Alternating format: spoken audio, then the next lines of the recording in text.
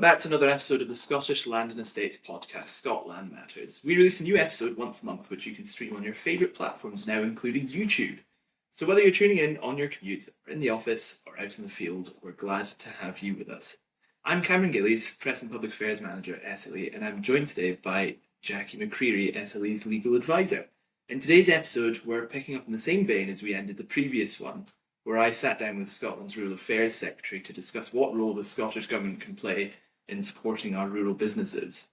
Towards the end of our conversation, we touched on some of the bills and legislation coming down the line, and today we'll be taking a deep dive into one of those bills and what it means for you. The Land Reform Bill has been a major focus of SLE recently, and our policy team has been working hard to represent the views of rural businesses to ministers, government officials and MSPs. In today's episode, we'll be breaking down the government's proposals and what it means for landowners and rural businesses, as well as the wider implications for Scotland's rural future. So let's jump right in. So the Land Reform Bill has taken up a prominent position in public discourse around the challenges facing people who live and work in rural Scotland. You've been involved in discussions with politicians and government officials and commentators about what the bill might achieve. So my first question this morning, Jackie, is do you think that as drafted the bill would actually achieve those aims? I think the short answer is no, as it's presently drafted, and I think that view has come across really clearly from all of the committee sessions that we've had so far in the Parliament.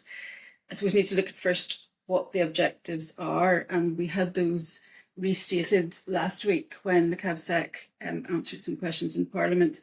And the objectives from the government's point of view are to strengthen rights of rural communities and give them more involvement in the decisions about the land where they work and live, to ensure that land's transferred and used in ways that take account of local need and give people more chances to buy land, and also to support using land for more environmental purposes and modernised tenant farming. So that language is all quite good. It's about greater involvement in decisions for communities. It's about taking account of local needs.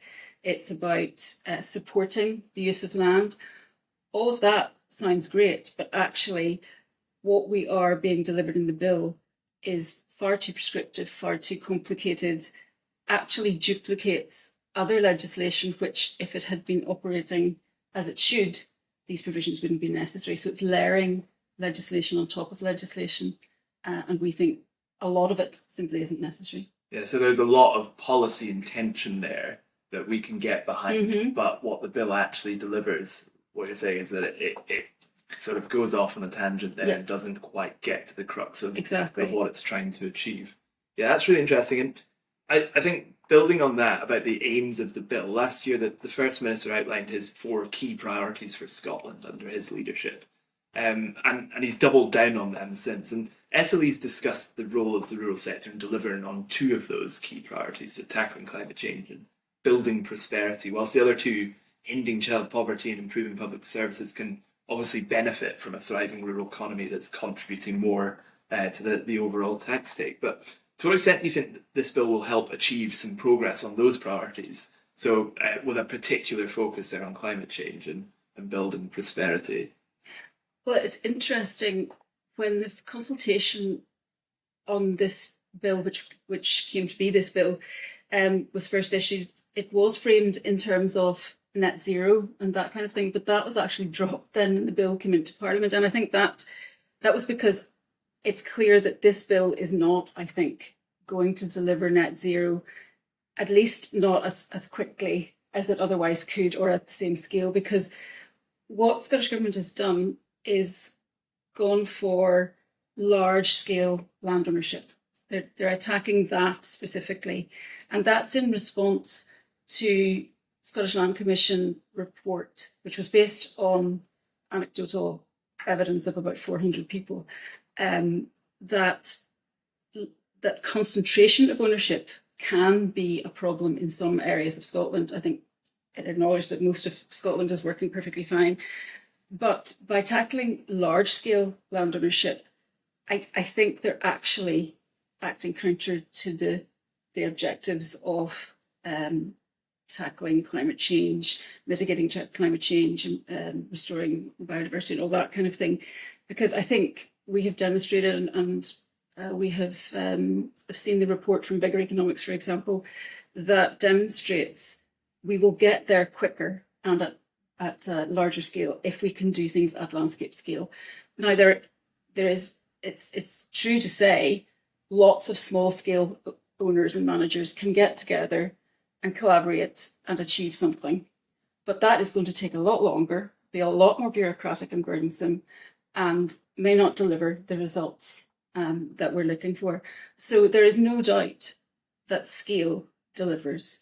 And by introducing measures which will slow down transactions in the land market and split up ownership just for the sake of splitting it up, I don't think that is going to achieve those types. And it's not that it's not going to achieve them, I think it will actually run counterproductive to them. Yeah, it's really interesting to see that kind of face-off between the First Minister's priorities and the legislation that seems to be coming down the line. We're looking at a natural environment bill as well coming up soon, which is going to place more targets on the restoration of nature and tackling biodiversity loss. And again, I think that's one of the areas where scale can be really useful, and actually having that joined up approach, that joined up thinking, can help us deliver the benefits. And again, you mentioned that Bigger Economics report, the role of scale on delivering for climate and nature.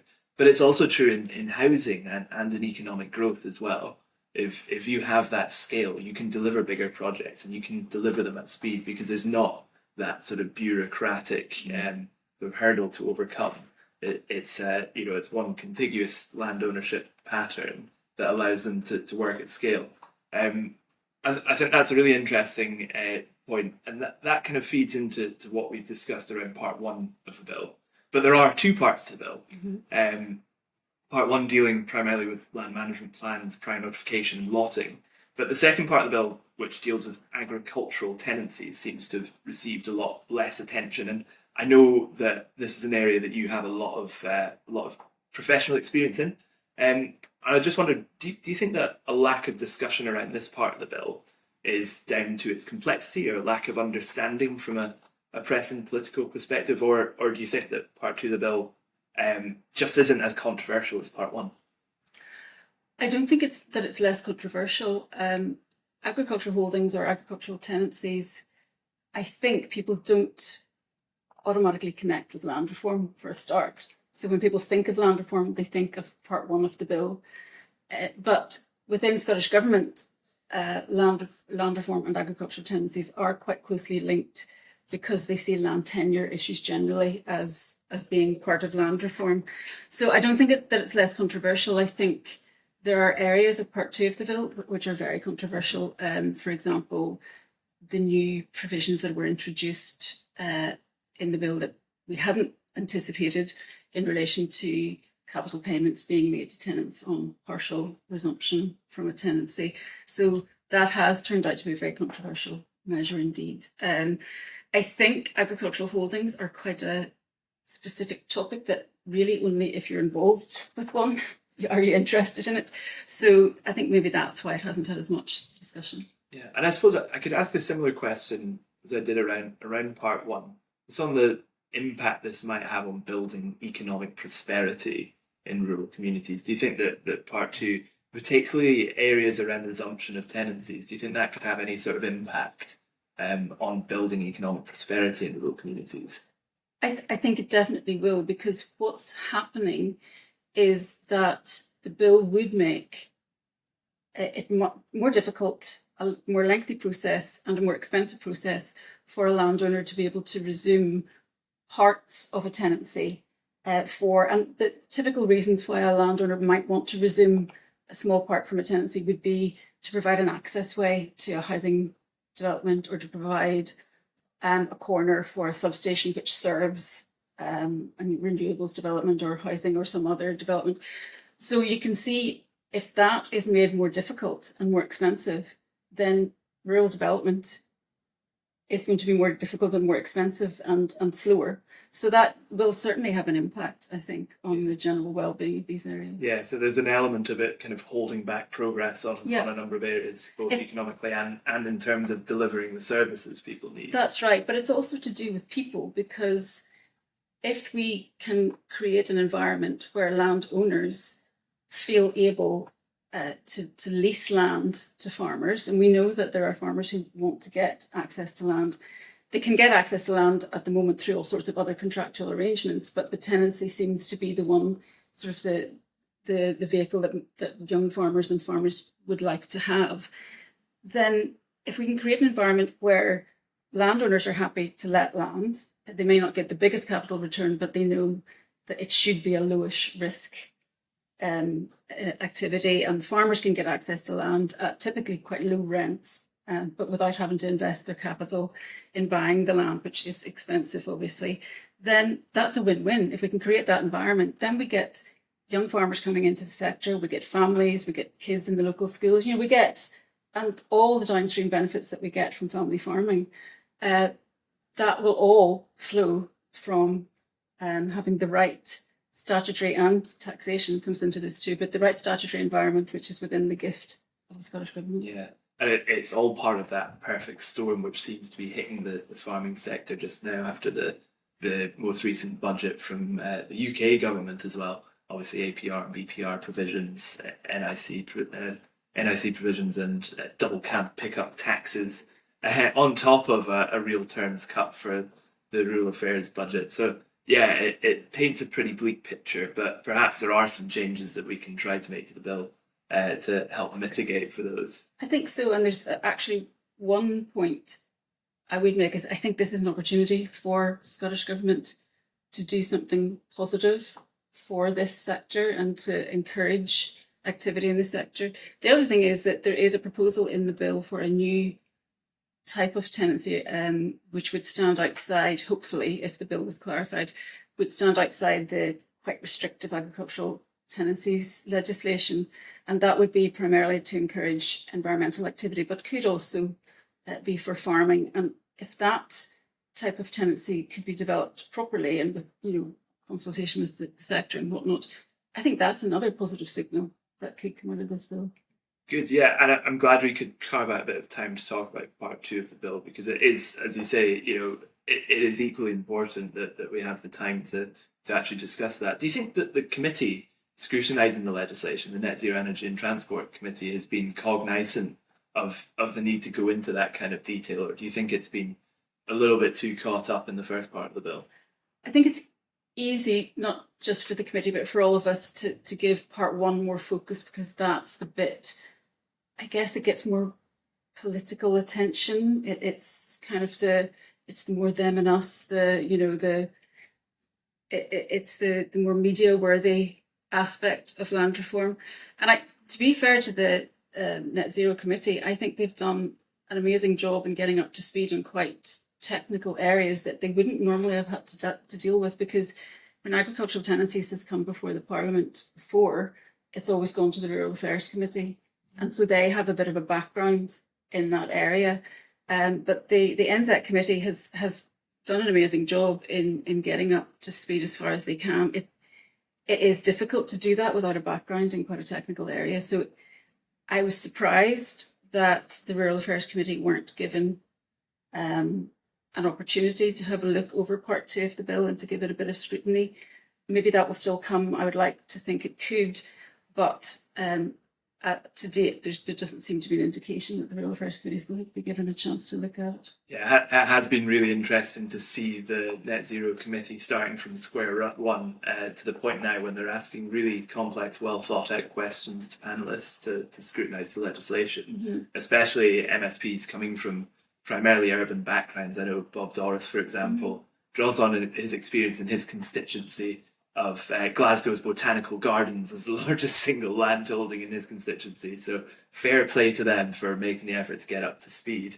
I've just got a couple more questions I wanted to ask Jackie. At a recent conference, the current chair of the Land Commission, who have obviously been inextricably involved in the development of this legislation, described the bill as another step along the road in Scotland's land reform journey.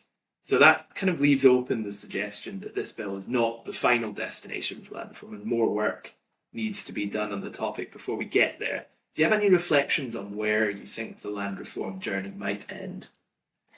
That's a very good question, because the lack of that vision is actually quite a problem for us in being able to scrutinise what we have in front of us.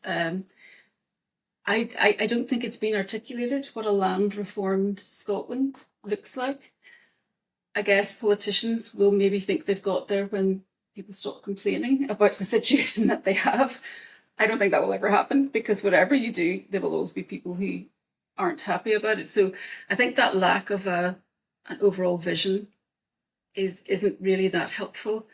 It has been, and I think with hindsight, when you look back to when devolution first happened in 1998, whatever it was, there has been a huge shift, I think, in terms of the private landowners' approaches to land ownership, their approaches to community engagement, their approach to public access on their land, all of that, there's been a massive shift. And so I think you can credit the land reform journey for some of that.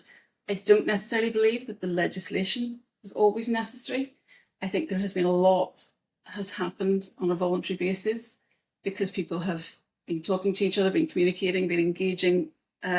So I don't know that we need necessarily lots more legislation. I mentioned earlier that what we have in this bill is legislation being layered on legislation which hasn't been properly monitored or reviewed.